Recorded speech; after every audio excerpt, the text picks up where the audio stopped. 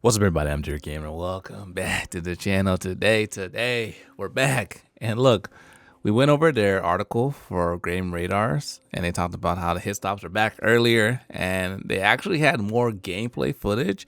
And it looks like there's a lot of stuff that went live today. There's new information around Insect Live can now bounce again. You can now hang out in the air.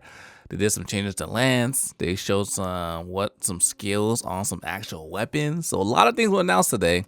I didn't have like a consolidated place to see all the information. I was looking at bits and pieces on Twitter.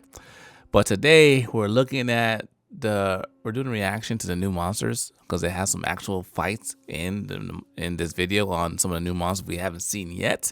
So I'm excited to check that out. My family, without further ado, let's dive in. Okay, here we go. Quickly becoming my most played early access game of 2024. That's all of us. Following an open beta, which ate 15 hours of my life last month, I recently visited Capcom headquarters in Osaka, Japan, to spend 5 hours with a newer but still unfinished build of this monster hunting action RPG. In an interview, Monster Hunter Wilds director Yuya Takuda stressed that the final game will be more polished. See that little stun right there? Wilds director Yuya Takuda stressed that the final game will Monster Hunter Wilds director Yuya Takuda stressed that the final game will be more polished. Is there. I love that. Director Yuya I'm sorry, I'm just gonna stop this along the way. Will be more polished still, with special attention paid to the PC version, said to deliver the same level of frame rate improvement. This is a good sign because what I played was already excellent. Beautiful. Granted, this was just a small vertical slice. That's why I told people don't worry about it. Having just multiple let the game come screen out. May have affected the frame rate, to say nothing of other portions of the game. But on a base PS5 with graphics set to prioritize resolution, Monster Hunter Wilds was as smooth as glass and felt every bit like the year-devouring behemoth I want it to be. Beautiful. Beautiful. See? The core game obviously hasn't changed dramatically since the beta, but playing Monster Hunter Wilds in this setting still feels fresh. There was no technical obfuscation this time and no painfully short leash around my neck. This was just the subject to change opening hours of the game, meaning I had access to more monsters as well as the all-important crafting system. I can't wait. The new and returning monsters are fantastic, one of my new all-time favourites among them. And I'm rapidly warming up to the revised armor skill system. Like Dolphin Duolingo, everything is clicking. I spent most of my session bashing skulls with a hammer, since my true love, Lance, was one of 2 weapons I was advised not to use, since they're due for substantial changes ahead of Monster Hunter Wilds' release in February. Capcom is promising big upgrades for Lance and Switch Axe, and Takuda added Insect Glaive and Sword and Shield to that list in an interview, emphasizing control issues and focus mode fiddliness, with many changes informed by beta test feedback. To the delight of Hammermane and Monster Hunter producer Ryozo... Look. These guys are absolutely insane. Talk about making an amazing game, doing a beta, getting feedback, and putting it into action immediately. They say don't play these weapons because they're going to make it even better.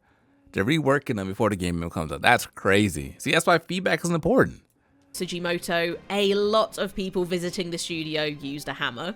As I blitzed through the story quests, a greatsword made short work of creatures with smaller, less hammer-friendly heads, most notably the new spider monster Lala Barina, whose balletic movements and rose theming have quickly won it a place in my heart.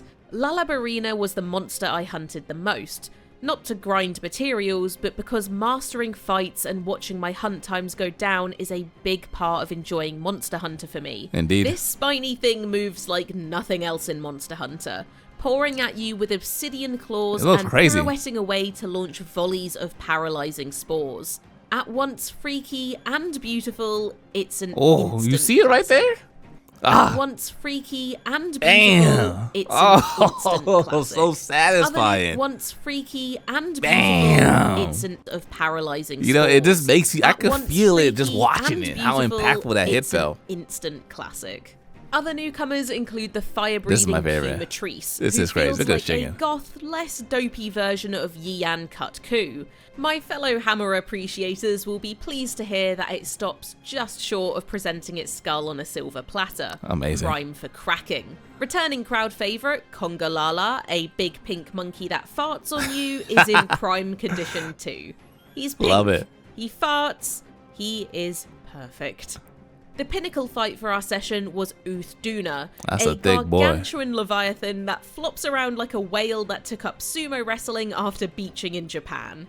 Uthduna echoes the oceanic beauty of Monster Hunter Worlds' elder dragon Namiel, crimson scales draped in pearlescent fins. It's Namiel's older brother. Gave me more trouble than anything I've encountered in Wilds, including Ray Dow in the beta. Good. It moves Good. like a waterbed with legs, and many of its attacks send disruptive waves splashing around the arena. At A the end fun of way AoE. to handle AoE attacks that makes Worlds' Lunastra look even worse by comparison. Really? It slams and belly flops with quaking impact, Ah, the I miss. soundtrack swelling perfectly to accentuate it.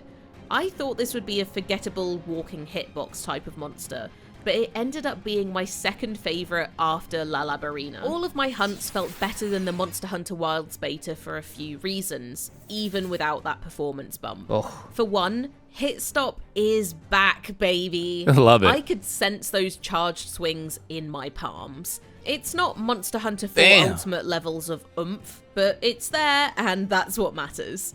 Takuda said they Good. were actually encouraged by all the Wilds beta players clamoring for more hit stop feedback after Monster Hunter Worlds' audience apparently hated it, and finishers will be even juicier in the full game. Oh, It can't felt wait. like monsters didn't run away as often as they Oh. did in the beta either, perhaps They due said to that was a maps bug. having fewer large monsters in town to cause turf wars and clashes. I was able to kill most monsters in 1 or 2 areas, which is about what I would expect.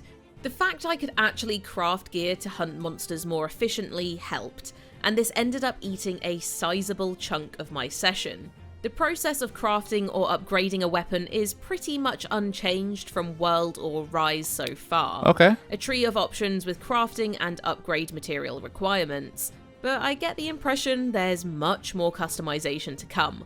The headliner here is how armor skills are now split between your armor and your weapons, Yeah. with weapons themselves carrying more offensive and specific skills.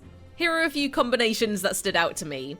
Attack boost and guard on a lance, charge up on a hammer and slugger on another hammer, rapid morph on a charge blade, and focus on a greatsword. Oh, One goal here, Takuda tells me, is to support the 2-weapon system by tying some skills to your weapon and letting your armor bring the more generalist and defensive skills. You can also add decorations and customize it to your liking so that you find your favorite way of hunting. he Okay. says.